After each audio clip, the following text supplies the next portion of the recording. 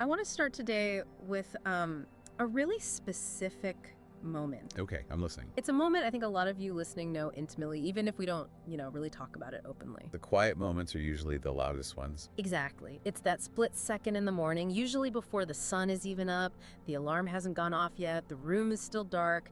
It should be the most peaceful time of the day. But it rarely is it? No.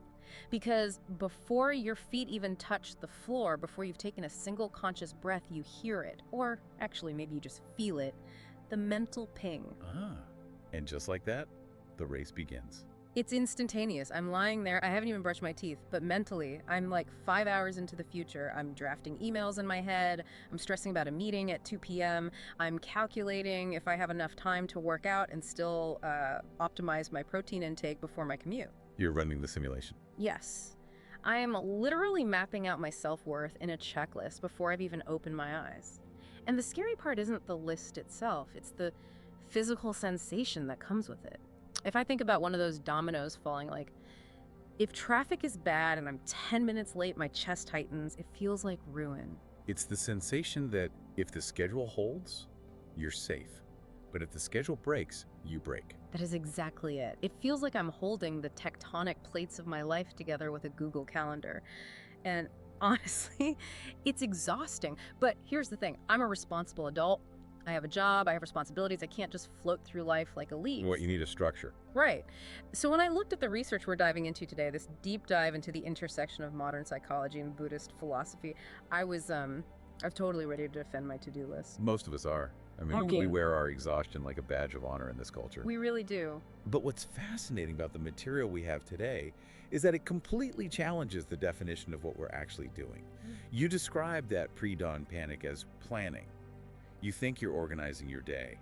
But the sources suggest that what you're experiencing isn't planning at all. Okay, what is it then? It's possession. Possession. I mean, that sounds a little dramatic for a Tuesday morning. It does sound dramatic. Oh.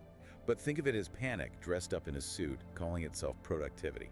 The argument here is that when we are in that state, that chest-tightening, future-tripping state, we aren't organizing reality. We are clinging to it. We're trying to build a fortress out of tomorrow because we are absolutely terrified of the uncertainty of right now. Okay, but isn't that just, human nature? We want to know what's coming. It is human nature, but there's a mechanism underneath it that we need to look at if we want to find any peace. The texts use a specific Pali word for this upadana. It translates to clinging or grasping. Clinging, like being clingy in a relationship. Sort of, but usually when we hear clinging, we think of holding on to a person or maybe a physical object. But the source material makes a really sharp distinction here. It says we cling just as violently to outcomes, to timelines, and to our identities. So my obsession with getting to the gym at exactly 16:15 a.m. isn't actually about fitness. It might be about fitness on the surface, Yeah. but the tension around it, that deep anxiety, that's the ego trying to create safety. From what? From Annika. Impermanence. The world is fluid, it's chaotic, and it's fundamentally uncontrollable. The ego, by design, hates that. It perceives change as a literal threat to survival. So it grabs onto a plan like it's a piece of driftwood in the middle of a stormy ocean. Wow, that is a visceral image. Grabbing onto a plan like driftwood, because that's exactly what it feels like. If I have the plan, I'm not drowning. If I stick to the schedule, the chaos can't get me. And the illusion is that if the future unfolds exactly as you scripted it, you will finally be safe. You will finally be enough. But the reality, which this deep dive forces us to confront, is that life is a river. And the river does not consult your calendar. I accept that life is a river. I do. But I still have to pay my mortgage. Of course you do. I just feel like there's a conflict here between this spiritual idea of just letting go and the practical reality of living in the world. If I just let go of my plan, I'm pretty sure I'll get fired. How does the text reconcile that? That is the million-dollar question. And to be really clear, the goal isn't to stop planning.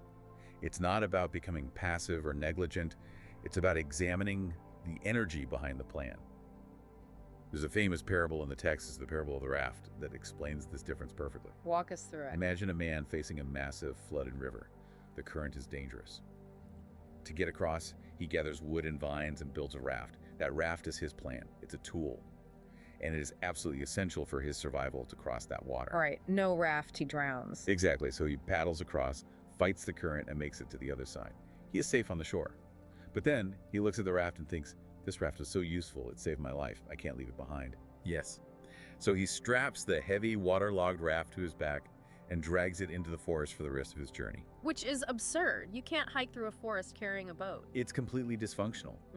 And the Buddha poses the question, is this man wise? The raft is a tool for crossing, not a burden for carrying. The problem isn't the raft. The problem is the inability to put it down when the terrain changes. When we mistake the plan for the short self, we stop living. We end up managing a structure that is no longer serving the present moment. So, in this metaphor, the raft is my rigid idea of how the day must go, and the forest is the actual reality of my day once I leave the house. The forest is the traffic jam. The forest is the canceled meeting. The forest is your child getting sick. If you are still carrying the perfect schedule raft on your back while navigating that, you are going to suffer. You're going to be exhausted. I see the logic, I really do. But how do we tell the difference in the moment? Because in my head, it all just feels like being responsible. How do I know if I'm building a healthy raft or if I'm just dragging dead weight? You have to look at the motivation. The source asks a really confronting question here. Are you planning from love or are you planning from fear? That sounds lovely, but give me a concrete example. What does planning from love actually look like in a corporate job? Let's take waking up early again. If you set an intention to wake up at 5:30 a.m. because you want some quiet time, you want to center yourself, you want to give yourself a spacious start to the day, that is planning from care. That's tending to yourself. Okay, and the fear version? The fear version is a rigid rule. I must wake up at 5:30. And crucially, watch what happens when you miss the mark. If you sleep until 6:0 and you spend the next 2 hours beating yourself up, telling yourself you're lazy, telling yourself you've already failed the day, that is planning from compulsion. That's not a tool. That's a prison. Oof. I definitely have some prison guards in my head. I do that constantly. You slept in. Well, now you can't have a good day. You ruined it. That voice is universal. The text offers a different metaphor to replace the architect or the general that we usually embody. It suggests we think of ourselves as gardeners. A gardener? Think about it. A gardener prepares the soil. Yeah. She plants the seeds, she waters them, she builds the trellis. That is all planning. That is structure. Right. But she does not stand over the tomato plant shouting, "Grow faster! You're behind schedule! Bloom right now!" Right, because that would be insane, and it wouldn't work. The plant grows on its own timeline. She tends, but she doesn't tyrannize. She trusts the process, even when the frost comes. The challenge for us is, can we plan our lives like gardeners? Can we set the intention, do the work, without demanding absolute obedience from reality?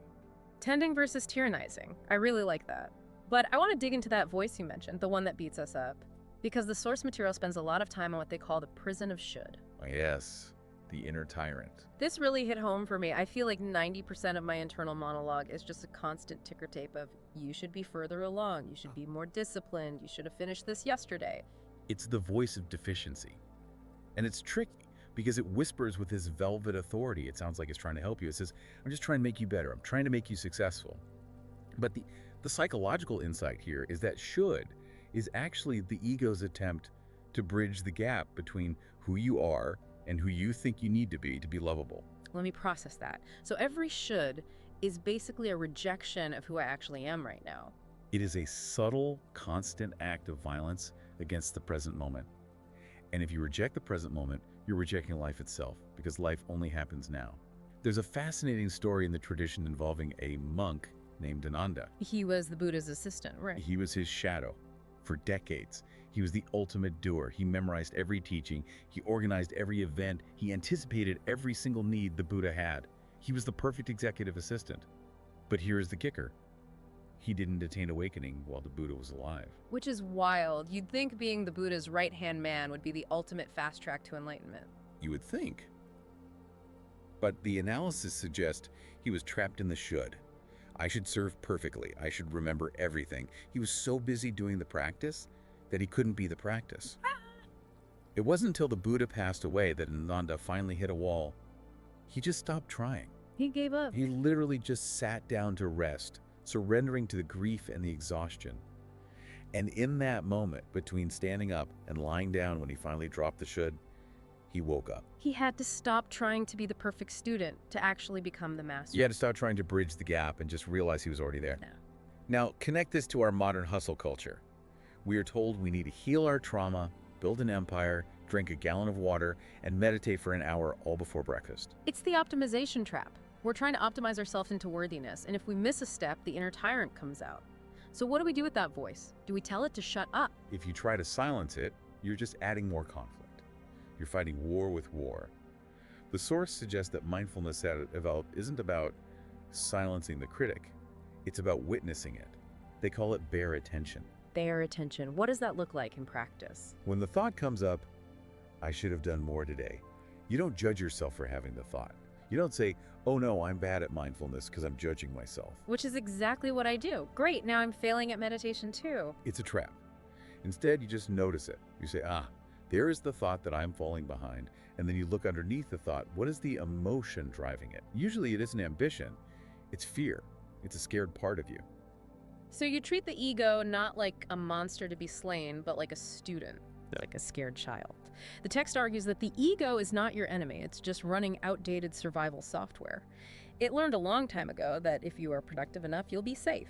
So when you hear that voice, imagine a mother watching a child learn to walk. If the child wobbles, she doesn't scream, you should be running. She offers a hand. She says, I am here. That is enough. I am here. That is enough. I can feel my shoulders drop just saying that. It changes the dynamic from a drill sergeant to a parent. A caring parent. But okay, I want to pivot to the nitty-gritty reality because it's easy to feel enough when you're sitting on a meditation cushion. But what happens when the plan actually explodes? The airport scenario. Yes, the dreaded airport scenario. Right. The flight is canceled. The meeting is missed. The anger flares up. That doesn't feel like a scared child. That feels like a rage monster. When I see that canceled sign, I'm not thinking about gardening. I'm thinking about burning the airport down. This is where the rubber meets the road. Usually we interpret that anger as the world is doing something to me. But the source frames anger differently. They call it energy. It's a signal that a boundary has been crossed. But here's the twist. It's not a boundary crossed by the airline. It's a boundary crossed by your own rigid expectations. Oh, that stings. So the suffering isn't coming from the canceled flight. It's coming from me demanding that the flight not be canceled. It's the friction between what is and what you wish was. That is the definition of dukkha, or suffering. So how do we move from that neurotic reaction to something useful? The source offers a very specific protocol for this moment. It's not just think happy thoughts. Okay, walk me through this. I'm standing at the gate, the vein in my forehead is throbbing. What do I actually do? The first step is the hardest. Pause. And they mean a literal physical stop. Don't rush to the counter yet. Don't start typing the furious text message. Just freeze your body for 10 seconds. Which feels impossible when everyone else is rushing to the line. I feel like if I pause, I lose. But if you rush while you're in a panic state, you are just acting out the anxiety. You aren't making good decisions. You're just flailing. So you pause. The second step is feel. Drop out of the story in your head. This is a disaster. I'm going to miss the connection, and drop into the physiology. Where's the heat? Is your jaw clenched? Is your stomach tight? Okay, so I'm locating the physical sensations. Step 3. Name it gently. This is surprisingly powerful. You say to yourself, this is anxiety, this is disappointment, this is helplessness. When you name it, you create a tiny bit of distance. You realize you aren't the anger. You are the person noticing the anger. It disarms it a bit. It's not, I am angry, it's, there is anger here. Precisely. Step 4 is to ask. Ask the emotion. What are you trying to protect me from? That's a strange question to ask your own anger. What's the answer usually? Usually, if you're really honest, it's something like, I'm protecting you from looking like a failure.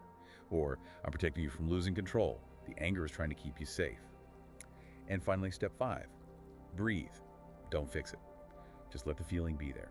And doing this does what? Doesn't make the plane appear. I'm still stuck in Newark. You are. Yeah. But you have shifted from neurotic reaction to crude compassionate action. Now, when you go to rebook the ticket, you aren't doing it from a place of panic and victimization, screaming at the gate agent. You're doing it from clarity. You accept the reality. The flight is canceled, okay? That is the truth. What is the kindest, most effective thing I can do for myself right now? It changes the quality of the action. You're responding to reality rather than fighting a war against it. You hold the plan lightly. Think of it like holding a bird in your hand. If the bird flies away, you don't crush your hand closed in anger. You let it go and look at what's actually in front of you. I love that image. And that actually bridges us perfectly to the final part of this deep dive. We've talked about handling the disaster when it happens, but the source material also talks about how to approach the work before it goes wrong. They use the phrase planning as prayer. This is where we shift from the heavy lifting to something much more spacious. It's about the archer. The archer metaphor. This was the part of the research that finally clicked for me regarding my to-do list. It's a classic image in Eastern philosophy. Imagine a novice archer. They are white-knuckled. They are staring at the target with absolute obsession. Their mind is screaming, I have to hit the bullseye. If I miss, I'm a failure. And because they're so tense, their muscles shake and they probably miss. The tension ruins the aim. Now look at the master archer. She draws the bow with relaxed focus. She respects the wind, the wood, the tension in the string. She aims with total precision. But here's the key difference. When she releases the arrow, she isn't doing it to hit the target. She releases it as an offering. It's an offering to who? To the sky, to reality. This is the concept of karma yoga. Action without attachment to the fruit of the action. You do your absolute best in the drawing of the bow. That's the planning. That's the preparation. But once the arrow leaves the string, you accept that you do not control where it lands. A gust of wind might take it. The target might move. That is not your business anymore. That feels like such a profound relief. But how do I apply karma yoga to my Tuesday spreadsheet? You reframe the list. Instead of a contract with perfection, view the list as an offering of your energy. The source suggests saying something like, today I will begin this project, not to finish it, but to meet it. To meet it, that's a beautiful, subtle shift. It's not about conquering the task, it's about engaging with it. It removes the threat. And here is the deepest insight from this section, and maybe the whole deep dive of the future you are so frantically trying to control. It's already here. What does that mean? The future's already here. It exists right now as a quality of attention. If you are planning from a place of fear and scarcity right now, gritting your teeth, rushing chair, then the future you are moving into will feel like a threat. You are practicing anxiety. But if you plan from love, if you tend to this moment with care, the future becomes a field of possibility. So we aren't really managing time, we're managing our presence. We are managing our attention. If you plant seeds of anxiety today, you'll harvest anxiety tomorrow. If you plant seeds of presence today, you'll harvest clarity. You know, when we started this, I honestly thought the goal was to find a better way to be the author of my life, to write a better script so I wouldn't be so stressed. But listening to this, it feels more like I need to stop trying to be the author and just be a participant. That's the shift. The ego wants to be the director. It wants to yell cut when things go wrong. It wants to rewrite the scene. But we are participants in a much larger story. We are the gardener, not the sun. It reminds me of that final question the source poses. It's one of those questions that you don't really answer, you just kind of let it sit with you while you're driving or washing dishes. What if I stopped trying to manage life and started belonging to it? Belonging to it. That sounds wild and a little scary, honestly, giving up that control. But mostly it sounds free. It is free. It's a wild, tender freedom. It's realizing that the certainty we are chasing doesn't exist, but something better does. The ability to dance with whatever comes, to know that even if the plan dissolves, even if the raft sinks, you are still here, breathing, living. Not as the controller of life, but as life itself. That's it. Well, I'm going to walk away from this deep dive and take a real look at my calendar. I'm not going to delete it. I still have to pick up the kids, but maybe I can hold it a little more lightly, like a leaf in my palm. Or a gardener tending the soil. Thank you for this session. I feel significantly lighter. And to everyone listening, I hope you found a little bit of space in your day too. Until next time, take care. Take care.